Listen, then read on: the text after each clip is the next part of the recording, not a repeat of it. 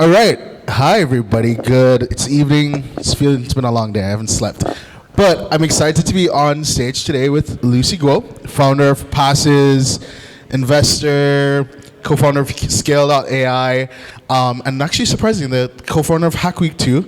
Lucy and I actually started Hack Week together 3 years ago, and it's been kind of like crazy with the direction we've like taken. Yeah, so I mean, I'm excited. Thank you so much for joining us today. How's things been going? Things have been going great, and it's really exciting to see how far you've taken Hack Week. To be honest, we founded it, but he did all the work. Like, all the work. Yeah, that's trauma. But I'm just kidding. No, it's so much fun. I mean, it's kind of like crazy because I even remember like first Hack Week, us being in this space, and there was literally just like concrete walls, and to see like kind of what the space is. Wait, is this actually the Hack Week space? Yeah, That's crazy. Exactly, the OG space. Yeah, it's unrecognizable. I know. Yeah, I think about it a lot, and it's actually like pretty insane. But it's been very interesting watching your journey, kind of like. From then, you're investing with Backstage. Now you're building Passes. Like, what has life been like since the transition from VC into like full founder mode? I'd say it's been a lot busier. VC was definitely easier in terms of lifestyle, but it's been more exciting too. It's a lot more depth versus breadth. Yeah, and then can you just tell the audience a little bit more about Passes and kind of like the work you guys are doing? Yeah, so we kind of use small creators as small businesses, want to grow them into large businesses. We're a Patreon competitor, but we're doing the full Google suite for creators. So this is everything from like subscriptions all the way to like wealth management. Yeah, and when you're looking at like the creator economy today, like what are the things that you think like essentially like differentiate it from how we understood the creator economy maybe like a year or two ago? Yeah, so I think that right now, a year or two ago, a lot of creators were just getting a ton of brand deals and they were relying on them, right? And nowadays, creators are realizing that brand deals are more fickle, and part of the reason brand deals are more fickle is because a lot of brands aren't seeing the ROI. So to really like get your fans to buy brands, you don't actually need super fans, but the most reliable way to have consistent income is to have super fans. So creators are realizing that they need that like one-to-one direct interaction now in order to engage their fans. And they always say that like if you have like, let's say 1,000 true fans that are willing to spend X dollars on you per month, you're like set for life, right? And I think creators are starting to realize this. So a lot of creators are starting to like want to own their fans more, and this is anything from like the text message subscriptions all the way to like things like Patreon, OnlyFans, etc.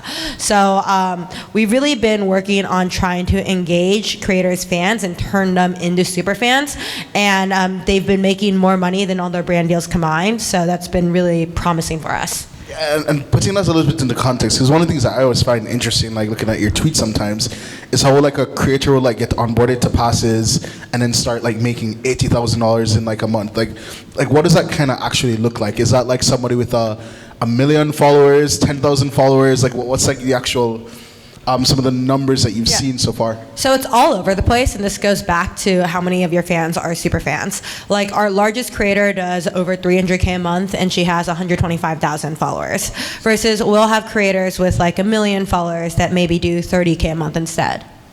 Yeah, and so you guys just brought Black China onto the platform, which is probably like a big deal. So she's like the largest OnlyFans creator. What do you think about like in terms of like bigger and more influential creators who are now like looking to tap into having more one-on-one connections with their fans? Like what does that actually like look like? Yeah, so I think larger creators, so there's like two types of creators. A lot of smaller creators just care about money. They want to make a live, like they want a business out of their being a creator. Like they want to be full-time.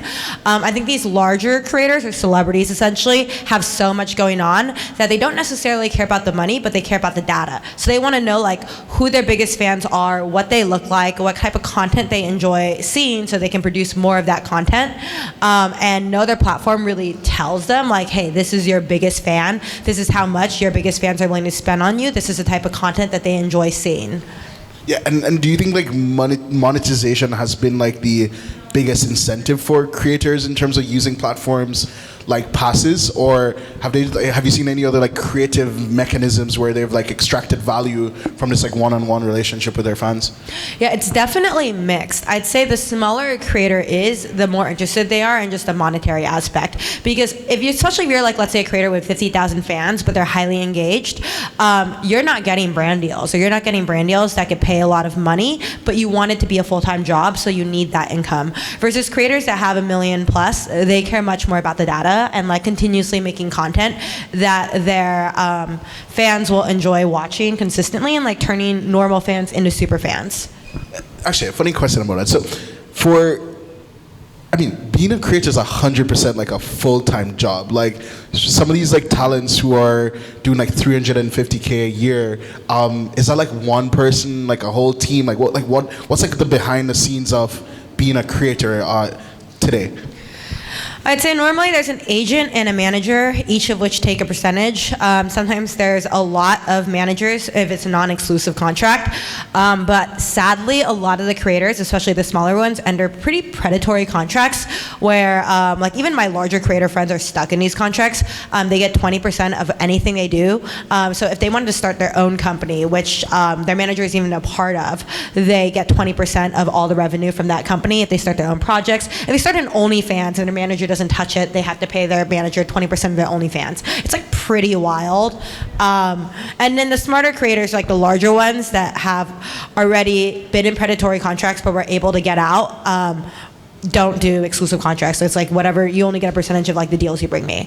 But I can tell you, like some of the biggest creators with like millions of followers are stuck in these like, you owe me 20% of like everything that you do, even if I'm not involved in it.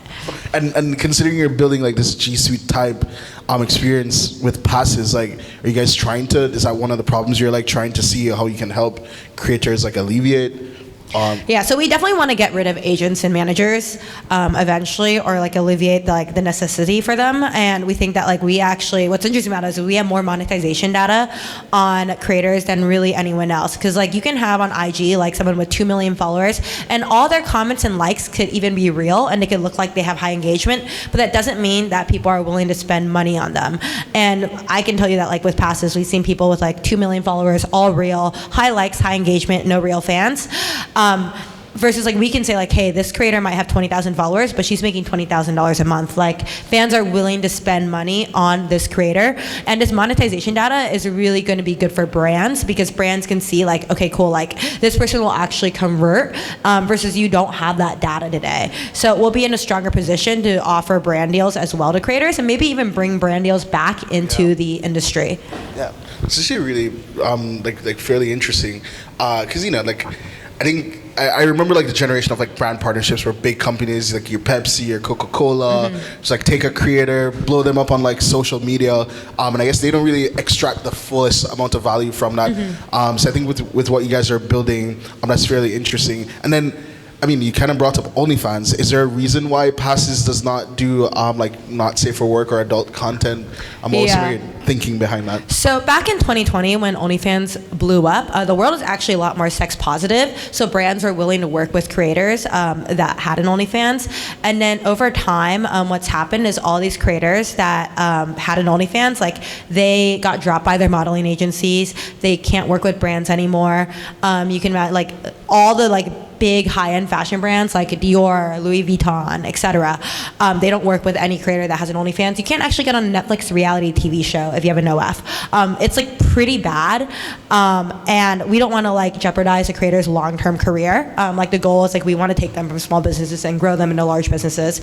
And in order to do that, you need to like gather some initial amount of wealth before you can like let's say pop up your own version of Prime or Feastables. Exactly. So it's just been like a no-go for us, and like the world just runs that way. Like even with VC funds, right? You have LPs, and VC funds aren't allowed to invest in Vice because like LPs are institutions where it's just like old men and it's not acceptable. That's what it. Yeah. And it's funny because I think OnlyFans actually perhaps played a big role in I guess kickstarting this movement of this one, like fans actually paying creators for stuff they want to see.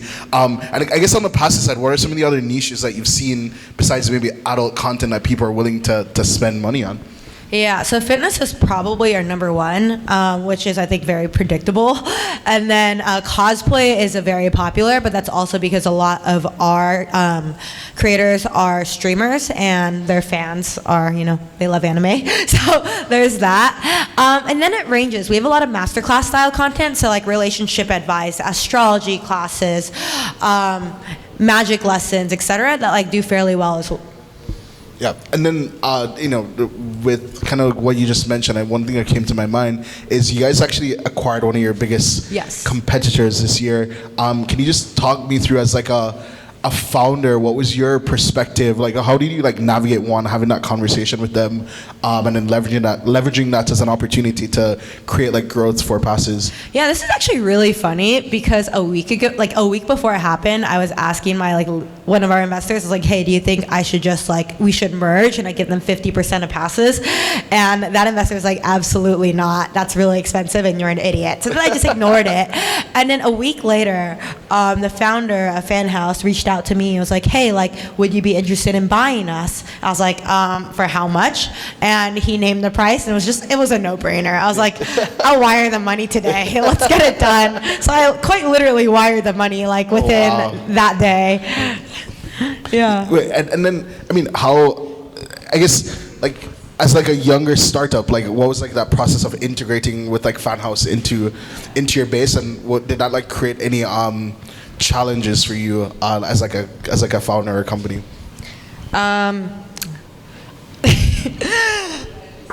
The answer is no on our part. Okay, fair. Yeah, they were run on Firebase. They were no on our part. Yeah, cool. Yeah, and then as you're kind of thinking about the future of the creator economy, what are some of the things that you're super optimistic and excited about? Yeah, so I'm actually really excited about the AI space. Right now, creators are terrified of AI, but I generally do think it's the future. And the reason for this is that I do think that people are eventually going to sell their likeness, which people are scared of, actors, actresses in Hollywood, blah, blah, blah. But the thing is, people only have a limited amount of time to do something, and you're able to sell your likeness and start deep faking videos, images, etc., and actually make money from it. Your life is going to be great because instead of handling 10 brand deals or 10 commercials, you can handle 100 at a time, right?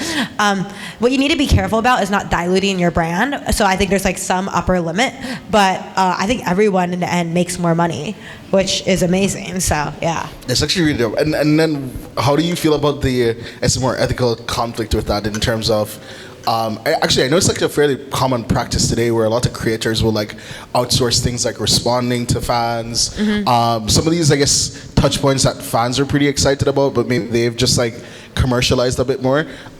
What's your thinking on the implications with actually having a meaningful relationship with your audience, or do you think that's just when you scale that, it's just impossible to? Yeah, again, that's why you need some upper limit. If you scale it 1 million times, that's not great in terms of just what brands you're representing. In terms of how we want to do deepfakes, we think it should be fully transparent. There are a lot of companies right now that are trying to replace OnlyFans agencies with AI, and yes, you'll make a lot of money short term, but that just, you lose the trust of everyone when you do that if you're not fully transparent, and that kind of kills the entire industry. So I personally don't think it will work, and I didn't invest in any companies that there's literally 30 that are trying to be we're gonna have AI chatbots and image generations for these OF girls, and when we eventually launch AI doubles, I think about this a lot. I actually don't think that we're gonna do a free-for-all chat or free-for-all image generation for AI doubles, because we already know it's going to lean sexual. You have all these AI companies popping up, Character AI, etc., and they're making tons of money. There was one that just popped up that made 40 mil ARR in their first 3 months, but all the chats are super sexual. Great lifestyle business. If you want to create a lifestyle business, that's amazing. But for us, we just care about the brand image so much. We're probably going to do it more for happy birthday videos, or oh, your favorite creator is teaching you math, educational content, and cameo style content. I guess On the other side, what about like just like complete AI generated personalities? I mean, not actually like represent a real person and developing audiences and having fans. Do you guys ever think that's something that Passes would do or facilitate? We've definitely thought about it. Right now, you're seeing a lot of AI-generated characters, but again, they like kind of just lean sexual.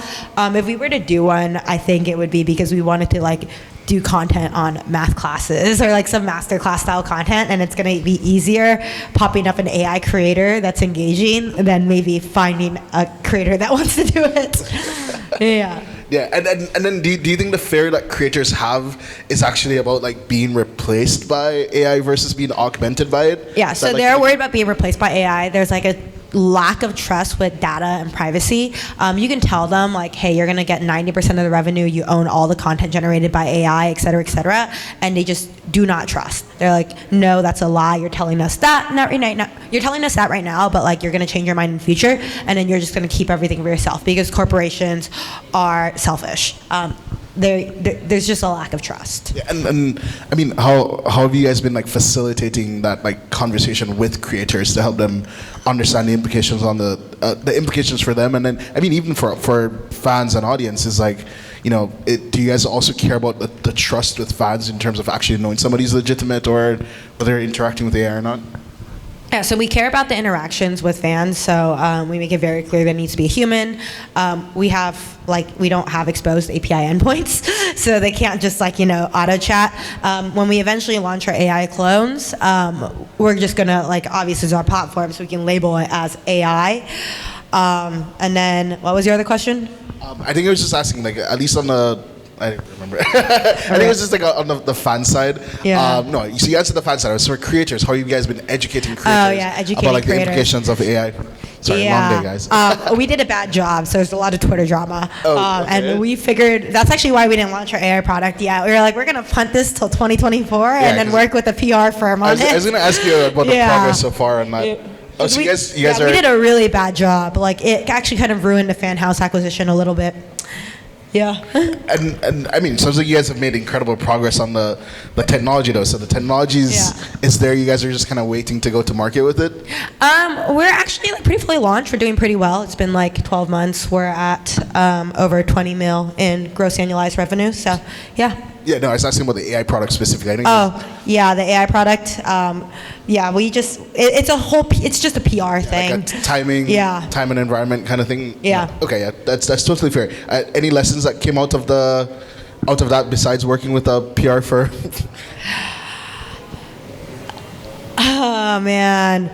I think that the second we knew the information was going to leak the fact that we had acquired Fanhouse, we should have informed the creators first. They were incredibly hurt to find it out from like the information and or like Fanhouse's tweets. Yeah. Fanhouse, like we should have organized that communication much better. I think that we should have made it very clear that information leaked it, but also like Fanhouse, like.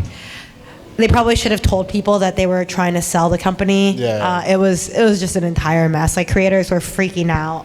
Yeah, and I mean on that, it kind of like boils back down to like that trust thing that you mentioned. Yeah. And that seems to be like a priority for you guys. Yeah. So leading into like the trust would have. Yeah, we've been doing a great job. Like we have a really active Discord. Yes, every creator has my phone number, so I'm constantly texting them, and I really do fight for them. So the ones that have moved over realize that, but there was just a lot of drama with the Fanhouse acquisition. I bet. Yeah. And then, I mean, so those are things you're excited about. Anything you're just like, this is kind of scary or terrifying as you think about the creator economy?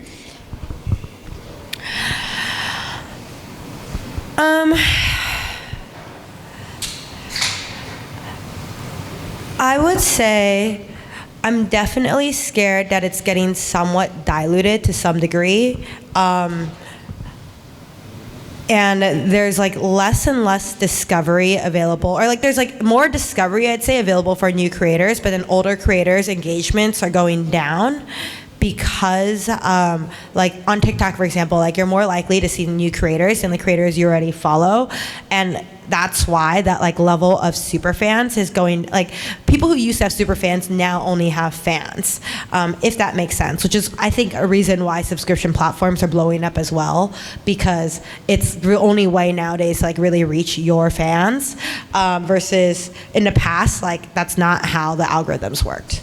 Okay, but yeah, I mean that's like fairly interesting. And with that, do you think like how are creators differentiating themselves today to kind of like stand out with their fans? I think right now fans become super fans when they feel like they're talking to their best friend. So creators are being much more open about like their mental health, for example, which wasn't a thing in the past, but it's been like very cool. It's actually kind of a problem, but it's been cool to be depressed, for example. Definitely a problem within the creator economy. But I think that like when like you are relatable, and like they feel like they're talking to a best friend, that's really how people have been like engaging and like turning fans into super fans. So you see Alex Earl doing that, where like Alex Earl's fans will literally say like, hey, like I feel like your best friend. Yeah. And that's really why she blew up and like everyone's obsessed with her. Yeah, so, and I guess we have like about 5 more minutes to go. More tactically on the founder side, how have you, like what has like your process been of like getting some of these like feedback, insights from the creators, from fans, and then leveraging that into your product? Yeah, I've been really, really lucky to just be friends with a bunch of creators. And again, I'm on a text thread. So on our Discord channel, they'll literally just message me a bunch, saying like, here are feature requests. I do think there are features that like creators don't realize they want, that I just, like, my background has been like consumer. So I'm like, okay, cool, like, I think they'll want this feature. I build it, I ship it, they love it. I'm also like obviously run my own accounts, so I'm like, oh man, like these are things that are happening, and on a bigger scale, this would be a problem. So for example, like opening a DM and forgetting to answer.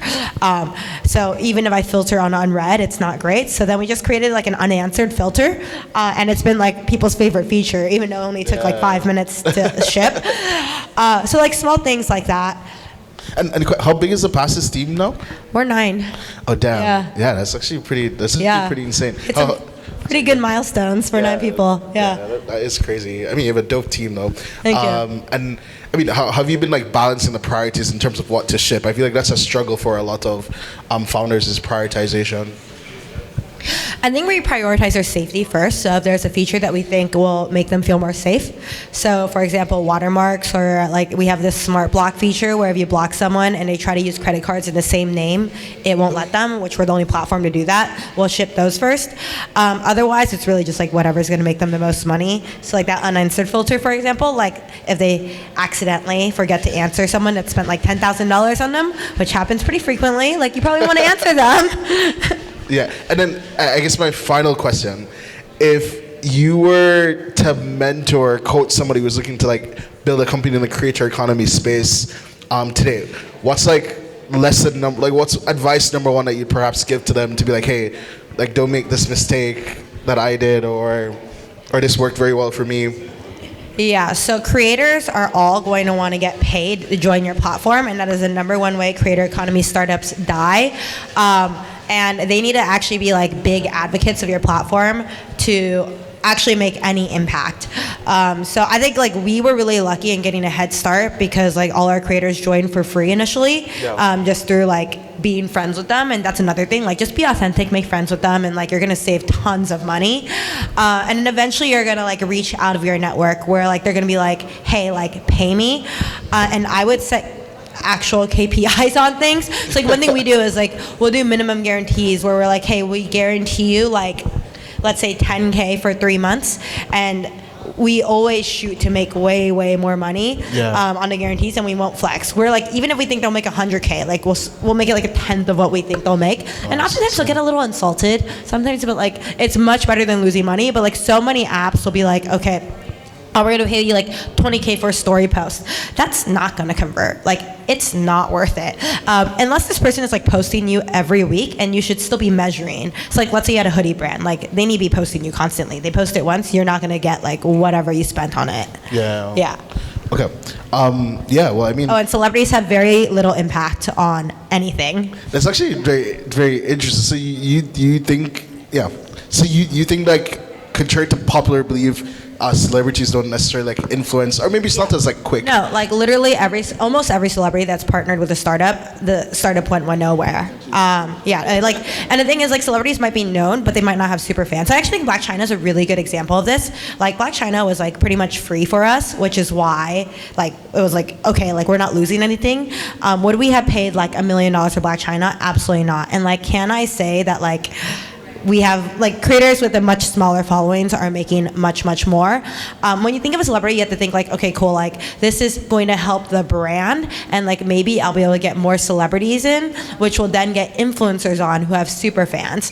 But if you like partnered with and it depends on what you're selling, but like for the most part, like if you partner with celebrity, it's not going to work. Like you could be like Shawn Mendes, promote my product. Shawn Mendes is not going to help your company, and you're just going to burn your capital, and it's going to go to zero. I mean, it totally makes sense. I think just to kind of quickly recap, like the advice for founders in terms of, I feel like the celebrity option is like the easiest thing. It's like I feel like the thing people. Everyone always thinks like I'm gonna pay like Drake $5 million or Kylie Jenner $10 million to help my product, and it's literally not gonna go anywhere. What about having celebrity investors? Does that help? Oh, celebrity investors also don't help at all. You can do it for like a PR thing, like it helps with hiring, like, oh, like, look, we have this as an investor. But like everyone also always thinks like if I fill my cap table with celebrities like Justin Bieber, Hailey Bieber, whatever, Kendall Jenner, who all do invest, that they're gonna be helpful, use the product, promote the product. That is just not the case. Like they're invested in like hundreds of things, and they can't promote hundreds of things. You get to like have one PR article going like we raised $10 million and like have these celebrities, but like it does nothing. Yeah. Well, I mean, I agree. I think it's actually insightful seeing that it's actually true that every single product I can think about, especially over the last year that had a celebrity partnership, went to zero. Like we had a competitor that like Kylie Jenner posted on her story. Wow. Is it going anywhere? Is she posting constantly? Is she actually like putting in time in a product? No.